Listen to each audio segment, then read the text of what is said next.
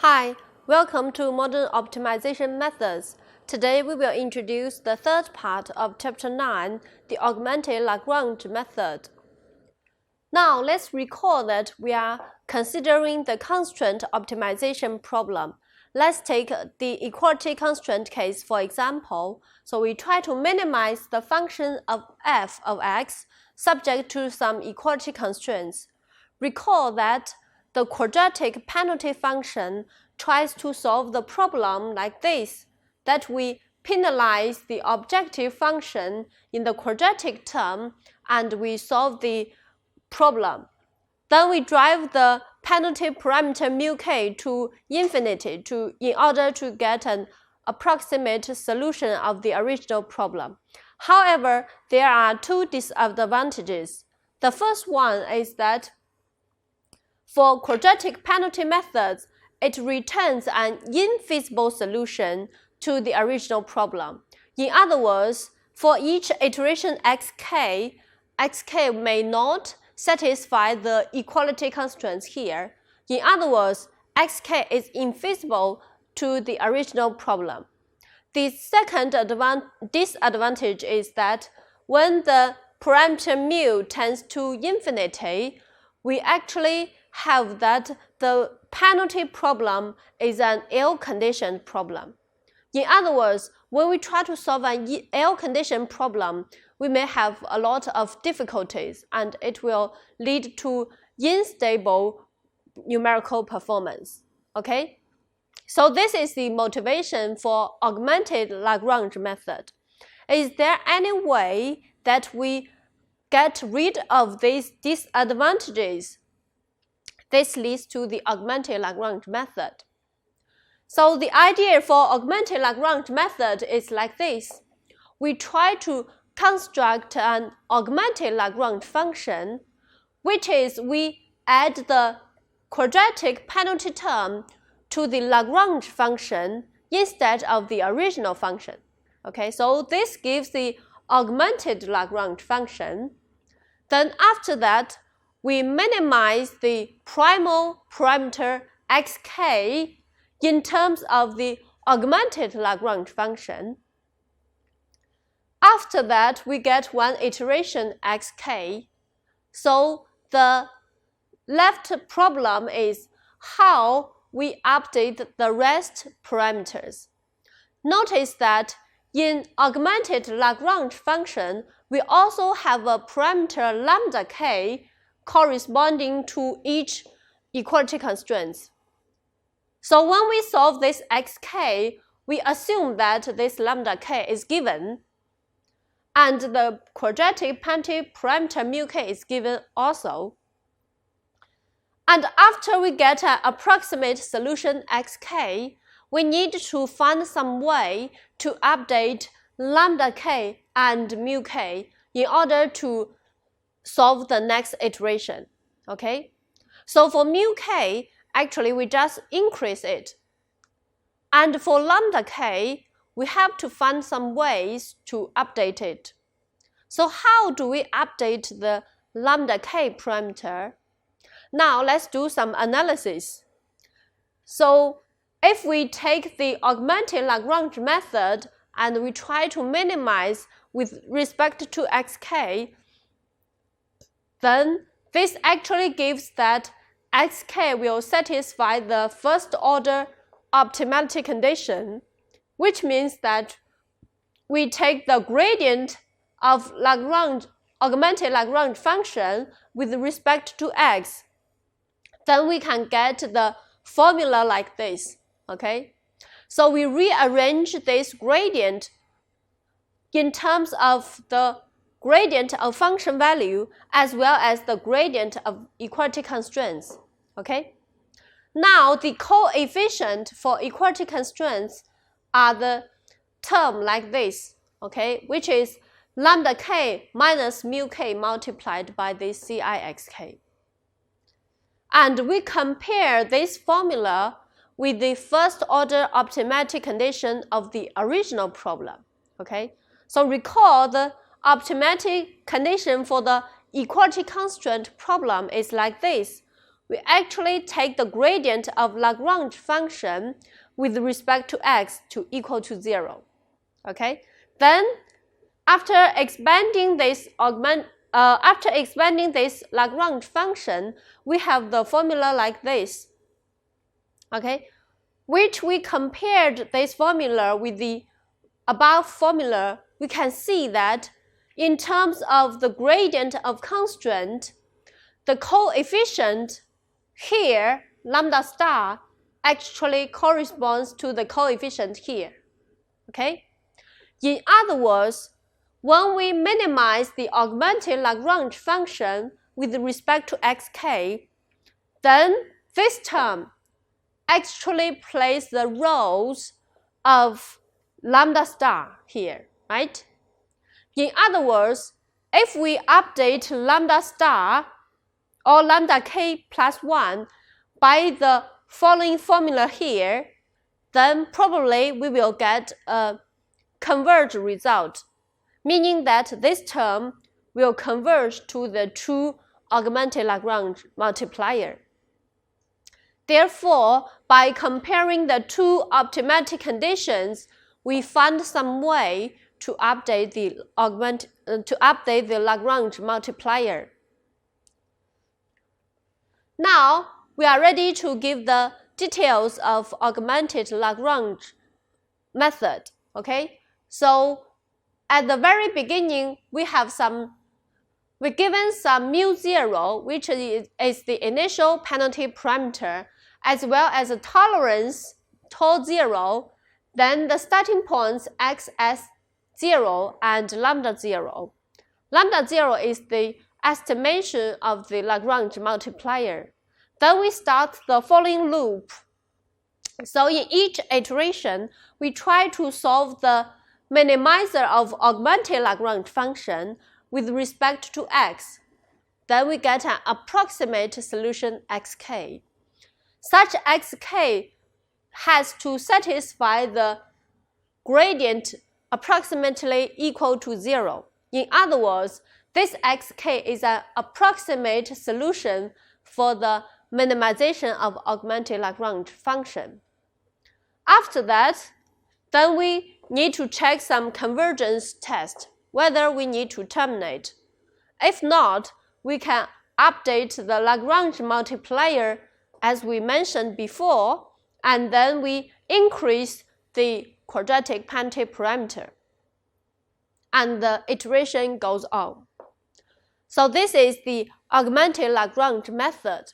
And you can see that in augmented Lagrange method, the main focus is actually lies in how we can solve the xk. Okay?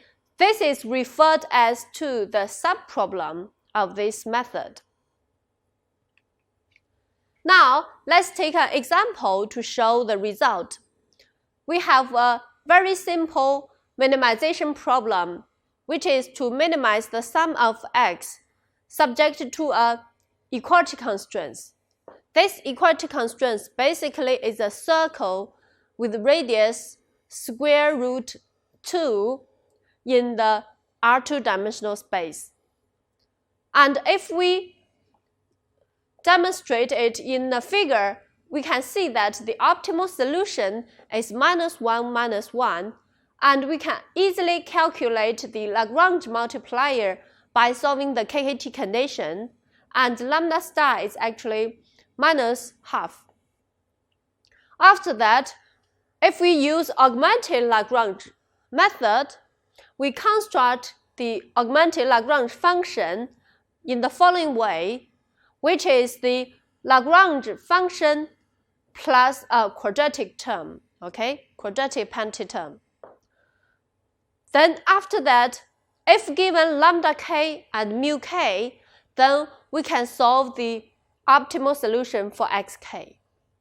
So assume that when lambda k and mu k are specified as this, then we can find the optimal solution of xk.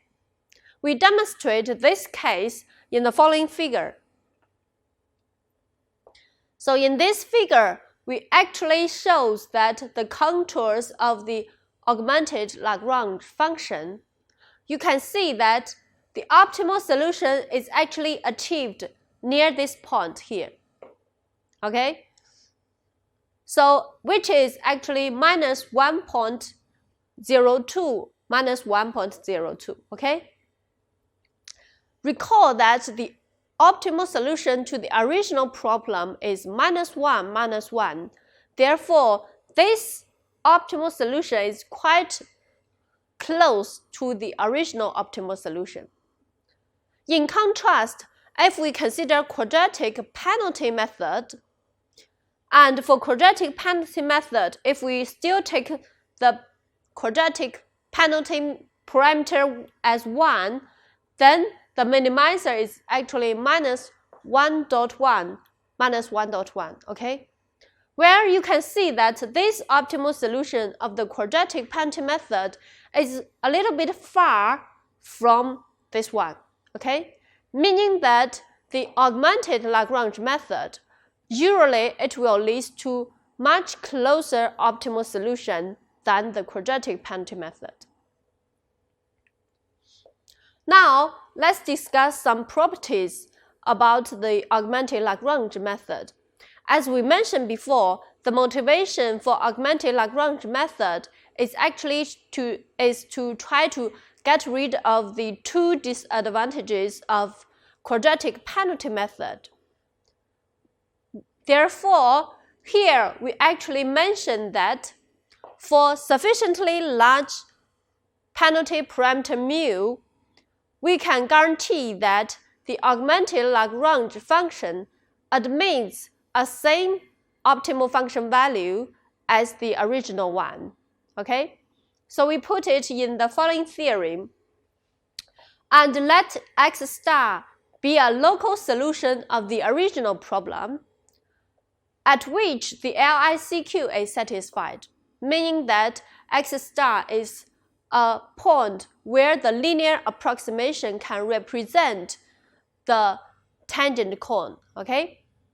And also we assume the second order sufficient conditions are satisfied at x star for the Lagrange multiplier lambda star. Under the settings above, then the conclusion is that there is a threshold value mu bar such that for all mu greater than mu bar, x star is a strict local minimizer of the augmented Lagrange function. So in other words, when the penalty parameter mu is large enough, then we can solve the augmented Lagrange function to get the exact local minimal solution of the original problem. In other words, in augmented Lagrange function, we do not need to drive the quadratic penalty parameter mu to infinity. Okay?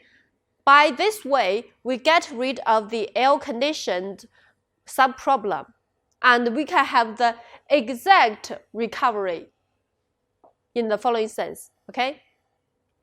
Meanwhile, because we can recover the exact solution for the original problem, this solution is of course feasible one. Okay? So by doing this, the augmented Lagrange method gets rid of the two disadvantages of the quadratic penalty method.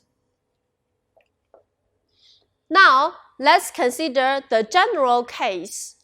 For the general case, we actually mean that in the constraint problem, we get some equality constraints as well as some inequality constraints. So how do we deal with the inequality constraints? So the idea is that we transfer the inequality constraints into the equality constraints by adding one extra variable s here. And then we require that this s has a lower bound. Okay? So s is greater than or equal to 0. In this case, we transfer this nonlinear constraint problem into a equality constraint problem as well as some lower bound constraints. Okay? So for these lower bound constraints, we have some ways to deal with. In other words, we can consider the nonlinear programming problem in the following way. So we have some equality constraints as well as some box constraints here, okay? So x greater than L and smaller than mu actually represents some box constraints. Of course, this L can be set as minus infinity and mu can be set as positive infinity if you have no lower bound or no upper bound. Then for this general form, if you got the two bound constraints, then we just keep it, okay? Now let's define a projection operator. Let's Px be the projection of variable x onto the box constraint set here.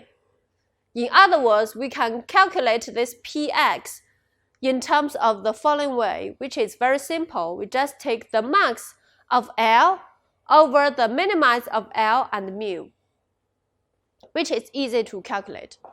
Then by doing this projection, then we can give the general form for augmented Lagrange method. Now this is the bound constraint case for augmented Lagrange method. The starting point is similar as before. However, we have more parameters here. So we have a convergence tolerance eta star and omega star. And we set the initial one as mu 0, omega 0, and eta 0 in the following way. Then we start the alternating loop. Okay, so we find an approximate solution xk such that this xk satisfies the following conditions. This condition basically means that x is an approximate solution of the bound constraint problem. Okay? And the tolerance here is omega k. After that, we check whether we need to stop. Okay? If the stopping criterion is satisfied, then we stop the iteration and return xk. Otherwise, we need to update the parameters. So recall that we got several parameters here, mu 0, omega 0, and eta. So we update them according to different case. So the first case is that we update multipliers and tighten the tolerance, meaning that we need to solve the subproblem to more accurate sense. Okay? In this case, this lambda k is updated in the following way, and mu k is the same as before. However, eta k is updated like this, and omega k is smaller than the original one. The next omega k plus 1 is omega k over a greater than 1 ratio here, okay? This is one case. Another case is that we just increase the penalty parameter and tighten the tolerance also, okay? So increase the penalty parameter, meaning that we just keep the multipliers the same, and mu k will increase, okay? Then eta k, we increase it a little bit, and omega k is 1 over mu k plus 1, okay? So we actually, this omega k is more tightened than the previous one, all right? So this is the case that for box constraint case, how we update the augmented Lagrange method. Now, let's make a brief summary about this part. In this part, we introduce the augmented Lagrange method as well as its nice properties. Also, we introduce how we deal with the inequality constraint case. Okay, we stop here and see you next time.